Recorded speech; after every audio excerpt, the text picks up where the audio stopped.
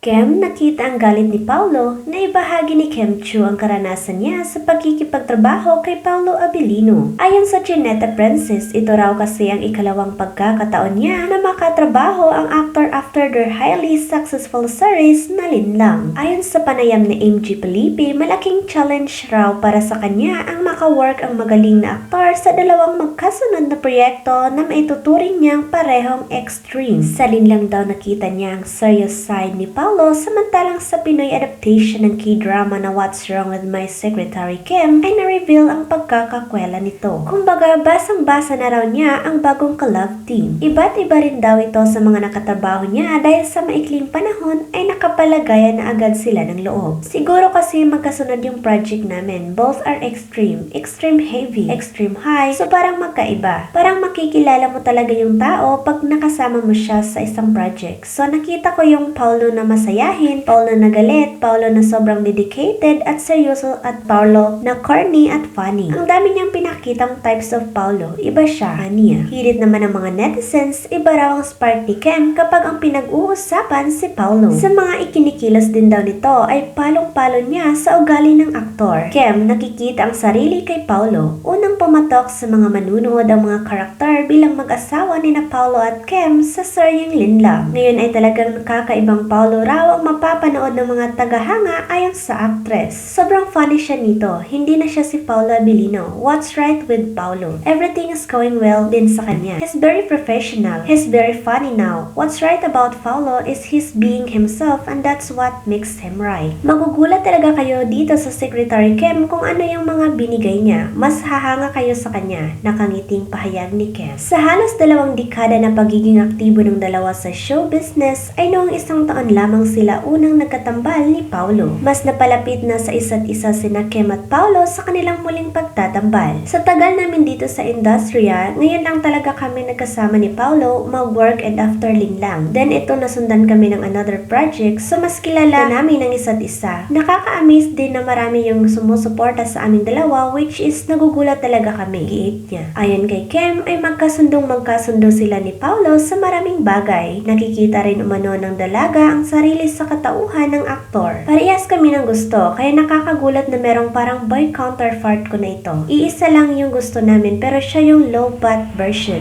Ako yung high energy version so nakaka-amaze na makakita ng boy version na which is siya paglalahad ng actress. At Kem Chu, basang-basa na ang galawan ni Paulo Abilino. Sa panayam ni MG Felipe na ibahagi ni Kem Chu ang karanasan niya sa pakikipagtrabaho kay Paulo Abilino. Ayon sa Chinita actress, ito raw kasi ang ikalawang pagkakataon niya na makatrabaho ang aktor after their highly successful series na Linlang. Aniya, malaking challenge raw para sa kanya ang makawork ang magaling na aktor sa dalawang magkasunod na proyekto na maituturing niyang parehong extreme. Sa Linlang daw nakita niya ang serious side ni Paulo, samantalang sa Pinoy adaptation ng K-drama na What's Wrong with My Secretary Kim ay na-reveal ang pagkakakwela nito. Kumbaga, basang-basa na raw niya ang bagong ka-love team. Iba't iba rin daw ito sa mga nakatrabaho niya dahil sa maikling panahon ay nakapalagayan agad sila ng loob. Siguro kasi magkasunod yung project namin. Both are extreme. Extreme heavy, extreme light. So parang magkaiba. Parang makikilala mo talaga yung tao pag nakasama mo siya sa isang project. Ibang-iba ang ugali at personalidad ni Kem Chu sa ginagampanan niyang role sa drama series na Linlang kasama sina Paulo Abilino, GMD Guzman at Maricel Soriano. Kaya naman gusto lamang ipaalala ng kapamilya actress at TV host sa lahat ng mga manunood na huwag siyang husgahan dahil lang sa mga karakter na kanyang ginagampanan.